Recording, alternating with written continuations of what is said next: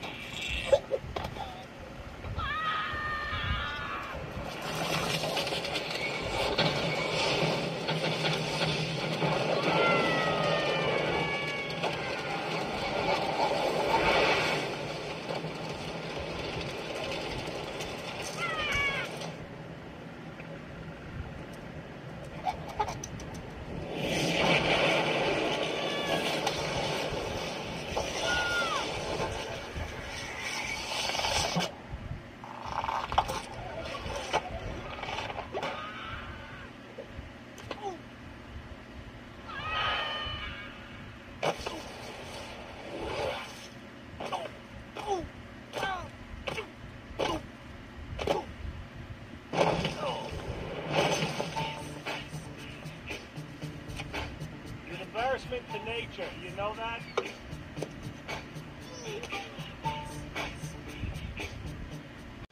I mean, considering that it took him almost 20 years to finally get that damn acorn, I mean, he's not wrong, but hey, that's probably one of the best things about these movies in particular. But this is, of course, Ice Age, the first film from Blue Sky Studios from 20th Century Fox, their attempt to join Disney and DreamWorks in the computer animation parade. And why not get the company that made the Academy Award-winning short Bunny to do it? And here we are. We have the voices of Ray Romano, John Leguizamo, and Dennis Leary. And the plot of this movie is that it's set during the days of the Ice Age, obviously.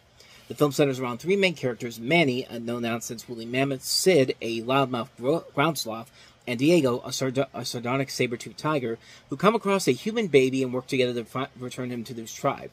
Additionally, the film also follows Scrat, a speechless saber-toothed squirrel, who is perpetually searching for a place in the ground to bury his acorn. And like I said, considering that he's had that acorn for almost 20 years now, that thing cannot be good by this point. But I'm putting logic into this, and at least with these films going forward after this film, the logic slowly but surely starts to take a nosedive after a while. But Ice Age was originally intended to be a 2D animated movie for Fox Animation Studios when Don Bluth was running it. However, after that shut down, this became the first film for Blue Sky Studios, and the focus shifted it from making it an action-adventure drama to more of a comedy-oriented one, and brought in several comedic writers to bring the tone down more for a wittier tone. And well, the trailers, it looks like your typical buddy animated comedy and very similar to the first Shrek film. And quite frankly, honestly, you can really definitely see it, because it could have easily been a knockoff of Shrek. There's even moments in this movie in particular where it follows the Shrek formula to a T. But I do like the little twists and turns they throw in there to kind of make it its own unique thing to it, specifically with Scrat, and also with the way that Ray Romano, John Leguizamo, and Dennis Leary come together when they need to. And it actually does find a good enough balance with the story overall to make for a very entertaining film. I think the script does a pretty good job of handling the comedic aspects and the dramatic aspects really well. They mesh it together very nicely. There are some good moments of comedy and drama in this movie. Like, there are some great little moments where, you know, Ray Romano will be looking, the Manny character will be looking at this wall of these woolly mammoth hieroglyphics, if you will, like the things on the rocks, and he'll think back to the time when when like a member of his family got killed, and like moments like that when there's no dialogue whatsoever, and it's just them using the animation and the music to perfection. It's done very well. I like the way they handle it, but the voice work overall I think is very well done. These three have a good camaraderie together, and the animation is very dated compared to the other movies, especially the latter films, which it's funny that the animation got so much better with every other passing film, and the story and the comedy went the complete opposite direction, where they weren't as great. But this is a really good movie. I thought it was a ton of fun. I remember watching it as a kid in the theater, really enjoying it, and I think it still holds up very well on a number of different levels. I think when it's very funny, the comedy can work very well. When it's trying to have a heavier storyline, I think it works pretty well. I think it's still very well done. For the time period, it's fine for what it is, and it's definitely no classic by any means necessary, but in terms of like telling an engaging story, having some likable characters, and some animation of the time that works, that definitely feels dated now, I think it works on a number of levels to say that I do recommend it. It's a very enjoyable film, and it's more than worth the watch anytime you watch it. I mean, it really is a ton of fun. It's a really well-made film. I like it a lot. I still look up to it I still like it very much, even to this day. But there's still 4 more sequels to go from this. And like I said, the quality goes down in terms of story and comedy, but the animation will get a lot better as we move along with these films. But we'll have to wait another 4 years for that one when we get to the Meltdown. But that is the first Ice Age movie. So let's go ahead and move on to the next film we have here. The day another franchise took place in film history, the launch of the Resident Evil movie franchise.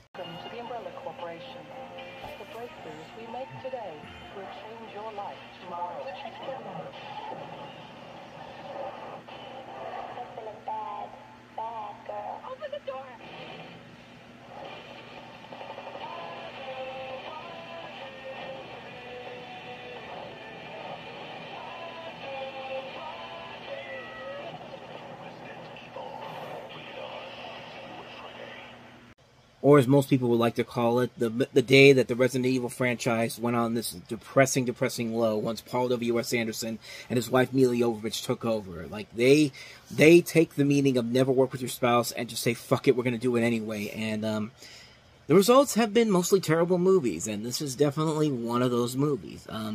This one is loosely based on the Resident Evil franchise, and you have a story where it follows amnesic heroine Alice, played by Milla Jovovich, and a band of Umbrella Corporation commandos as they attempt to contain the outbreak of the T-virus at a secret underground facility. And obviously it didn't go very well because there's still 5 more films after this to go. So, yeah, it didn't really work out that well. I don't know. Like, to me, the Resident Evil movies, they fail because, A, they clearly get a guy who does not know what he's doing, does not really, he may say that he's a big Resident Evil fan, but if these movies are any indication, these movies do not really show that he is much of a Resident Evil fan. Just like what they were trying to do with a lot of video game movies back then. They weren't getting people who knew the source material, and because of that, a lot of these movies fell apart pretty quickly. It wasn't until well recently, within the last 5-6 years, we finally started to get good video game adaptations, and coincidentally, most of them are family films, like the Angry Birds movies, the Sonic the Hedgehog movies, the Super Mario Brothers movie, Detective Pikachu. I mean, these are all family films, and it's not like somebody can't take this idea of Resident Evil and actually do something new with it, but even that they're screwing up with Welcome to Raccoon City, and they somehow managed to make that one even worse, even though Paul W.S. Anderson is nowhere to be found in that movie, nor is Milla Jovovich. But I've just never been a Milla Jovovich fan. I do not like her as an actress. Every time I see her in something, it's like she's trying to force herself to become the next Sigourney Weaver in Alien. It's like, take me seriously as an action heroine, and just like, she just can't do it. She can't make this intimidating look with this face that she has. And like, there are so many movies like these movies, and the Ultraviolet, and like every movie I see her in, I just can't. I've never seen a good performance from Milla Jovovich, except for The Fifth Element, which came out in '97. and that was almost 30 years ago. But in this, she just really doesn't work for me as Alice. Like, she's not a convincing character. She's just there clearly because she's fucking the director. I mean, that's pretty much what they're doing with these movies. But I mean, none of these characters really are likable per se. You don't really get invested in Michelle Rodriguez or Eric Mabius or Collins or James Purefoy or some of these other actors in here. And it's clear that the movie isn't really taking the source material to T here. They're just watching little clips of the video game and saying, we can write a script around this, even though we have we've never played the actual games in long form. And again, that's been part of the problem with these video game movies back then, is that they don't get people that know the source material very well. And the CG effects don't hold up very well either. Like, you would think that that'd be the one saving grace, is that, well, at least the CG effects could still hold up, and nope. $33 million budget, and the CG effects look this bad. I don't know. It just seems like a disaster on so many levels. It's not intriguing. It's not interesting. The cast is not really well assembled. The writing is terrible. The CG effects are awful. You just don't feel anything from it, per se. Even the biggest Resident Evil fan would look at this and go, I can't really enjoy this movie, and yeah, it's just not for me. It's just not worth it for me. Like, none of these movies ever got any better. They just kept doing the same thing over and over and over again, and nobody really put them to task to it until it was all said and done. And even then, they're still finding new ways to screw it up. But that's Resident Evil for you. So let's go ahead and take a look at the next one we have here, and that is Robert De Niro and Eddie Murphy in the comedy Showtime.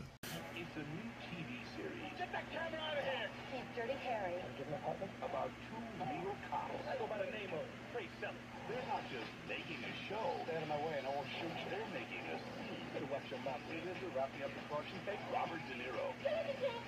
I like his instincts. Eddie Murphy. Showtime. Rated PG-13.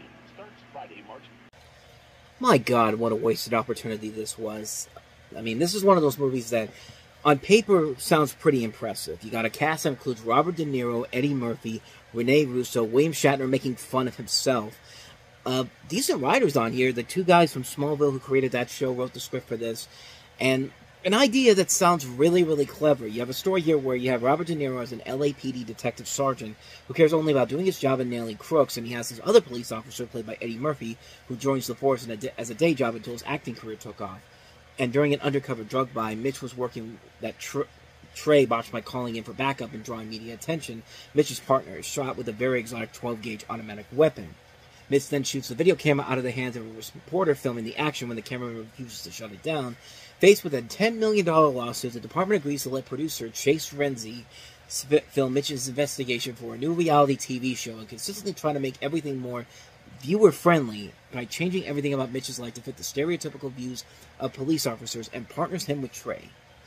That's an idea that could lead to a lot of comedic potential. Reality shows were kind of starting to become the norm at this point. We had Survivor, we just had The Amazing Race, Big Brother, The Bachelor was about to premiere, American Idol was about to premiere. I mean, reality TV was about to take over, and here you have a movie that could have easily been so clever and so satirical about the buddy cop genre. It could have been like the equivalent to Bowfinger from a few years before, but nope, just plays it way too safe. Waste the possible comedic energy of both Robert De Niro and Eddie Murphy, and just waste it on lackluster humor that is just so... Like, this is something that CBS would even look at and go, we're funnier than this. And we make some of the most generic-ass sitcoms of all time, but we're funnier than 10 times than what this movie is. And it's just like...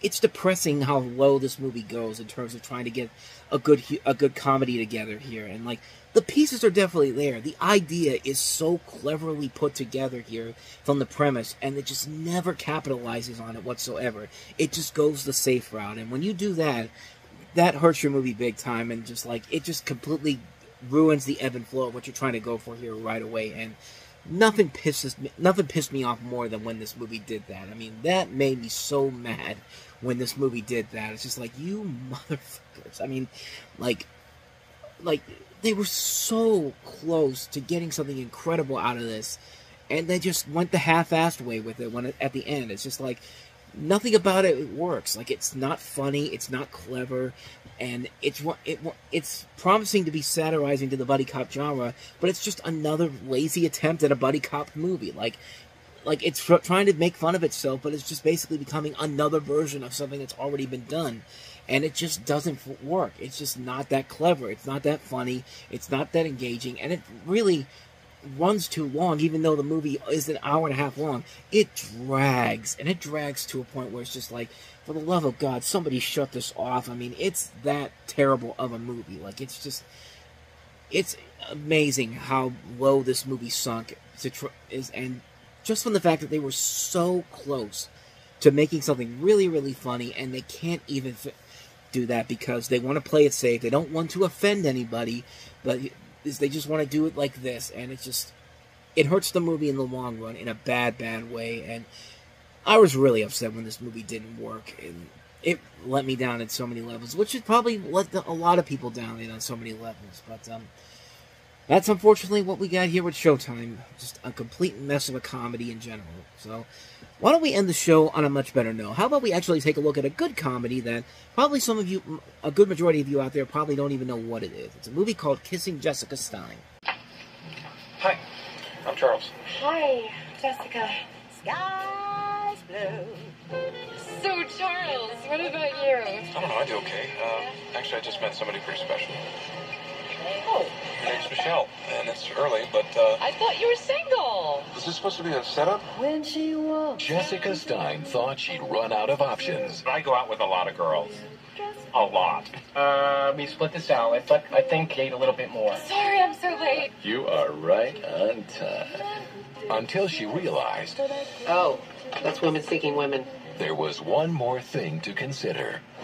Whenever I thought about lesbianism in the past, I've always said ew. You know, just ew. She is trying new things. Who's the guy? There's no guy. I'm gonna have to go slow, okay? Oh, okay. You're a terrible liar. Trust me. There's no guy. Now, She's just working out some residual anger from college. between the man who's perfectly impossible You guys went to college together? We dated for a year. Is everything okay? You don't seem like yourself lately. You don't either. and the woman who's possibly perfect, If we keep going like this, we'll get there in 2 weeks or so. There's no real rush. How about 10 days? 10 days is better. she's losing her mind. It's not me. It's not me. Do you find me disgusting? No. Oh my God, you kidding? I'm impressed. To find her heart. She's a girl, you know? She has thin arms. I don't know what she sees in her mother. She's flat-chested. I've kissed a girl. Oh my God. Fox Searchlight Pictures presents the movie the Los Angeles Times calls outstanding. Romantic comedy at its sharpest and most sophisticated. What is it about two women you find so exciting? The way they touch. Really? How do they touch? What I'm wondering right about now is, do you want to have dinner with me tomorrow night? Everyone wants to be kissing Jessica Stein. What does your therapist say about all this? Oh, I could never tell my therapist. Why not? Because it's private. This is a really, really damn good movie. It's one of those movies that I came across out of the blue. I'd heard some small things about it, and I saw it at I think I saw it at a CD warehouse on DVD, and I picked it up. It was only like $10. And I thought, maybe I'll check it out. If it doesn't work, I could just go back there and get another DVD at some point. But I'm glad I did, because this movie really is really well done. You have Jessica Stein, played by Jennifer Westfeldt, who's actually married to John Hamm, as you see in the trailer there. She's a single, straight, successful journalist, part of a bonded Jewish family living in New York City, who finds herself not as straight as she thought she was when she meets and begins an intense friendship with a career woman named Helen Cooper, played by Heather Jurgensen. And it ultimately leads to romance. And there's also a little bit of a love triangle with a guy that she used to date. And you wonder where the film is going to go from there. But luckily, the film goes to a level where it's really a good, fun, lighthearted comedy. But it also uses a same-sex marriage in a same-sex relationship, I should say, in a very powerful light. And it's a really well-done film. Apparently, from what I remember, this was based off of a scene that these two did in a 1997 off-Broadway play called Lipstick. And like I said, it's one of the early film appearances of both John Hamm and also Michael Showalter. But you also have some notable names in there like Jackie Hoffman, somebody you've seen in a lot of TV work. You also see, who else? Idina Menzel also has a cameo here as a bridesmaid. A lot of legitimately good talent in this movie, and like I said, it does a very good job of making this relationship between Jessica Stein and the two people that she has a connection with, the guy that she used to date, and this woman that she kind of feels like that maybe there's an opportunity for a relationship there. It's done in a very positive light, and nothing about the movie ever feels forced. Like, I know when this movie came out, there was a lot of people that thought that, especially from the LGBT community, that thought that it didn't deal with the death of being openly gay, but it was still praised for the way they handled the movie very well here. And this is back in 2001, where it was kind of hard to make gay and bisexuality and work without going a little bit too stereotypical. I mean, Will and Grace, In Living Color, like there was a lot of shows that did these gay jokes that most of the time it was gay people were either flaming or they really weren't as they weren't really portrayed as as a normal person would be portrayed as. And while there had been definitely some movies where they actually did make it work in the past, like around this time it felt like they were trying to okay, we gotta put gay people in a better light here. And I think this movie is a really good example of that.